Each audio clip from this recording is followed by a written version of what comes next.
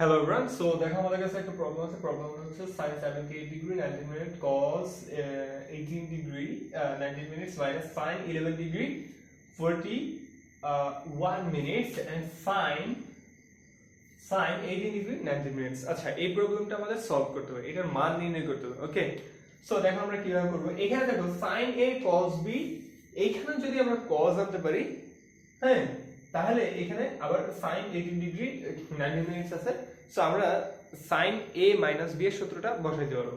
ওকে, so দেখো এটাকে আমরা কি করতে পারি, sin 78 degree 90 minutes cos 8 degree 90 minutes minus এই যে sin 11 ডিগ্রি 41 মিনিটস কে আমরা কি লিখতে পারি, এটাকে আমরা লিখতে পারি দেখো cos 90 degree sorry sin 90 degree minus কত 78 ডিগ্রি 90 মিনিটস, এটা আমরা লিখতে পারি। এখানে হচ্ছে কত sin 18 ডিগ্রি 90 মিনিটস। ওকে, সো এখন দেখো sin 78 degree 90 minute cos 18 degree 90 minutes. আচ্ছা, এখন এই 90 ডিগ্রি মাইনাস 78 ডিগ্রি 19 মিনিটস এটা কিন্তু মিন করে sin কত 11 ডিগ্রি 41 মিনিটস। আচ্ছা, এইটাই মিন করে, কিন্তু আমরা যদি কি করি, তোমার যেহেতু এখানে 90 ডিগ্রি আছে, আমরা যদি তোমার হচ্ছে যে সাইন চেঞ্জ করে লিখি, তাহলে আমরা কি লিখতে পারি বলো তো?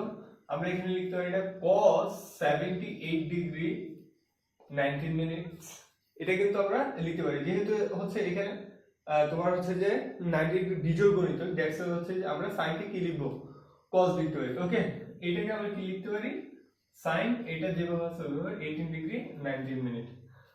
আচ্ছা, এইবার দেখো এখানে কি হচ্ছে, দেখো sin, এটাকে যদি আমরা a ধরি আর এটাকে যদি ধরি b, হ্যাঁ, তাহলে এইটা আবার কি হয়, a হয়, এটা কি হয় b।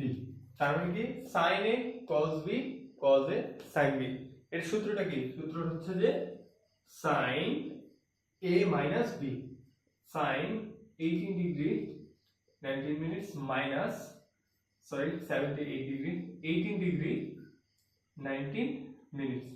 সো এখন এইটা থেকে যদি আমরা এটা বাদ দিই তাহলে কি পাই, তাহলে আমরা পাই sin কত, sin 60 ডিগ্রি, কত sin 60 ডিগ্রি। সো sin 60 ডিগ্রির মান কত, sin 60 ডিগ্রির মান হচ্ছে √3/2, sin 60 ডিগ্রির মান কত, √3/2। সো এইটা হচ্ছে আমাদের आंसर।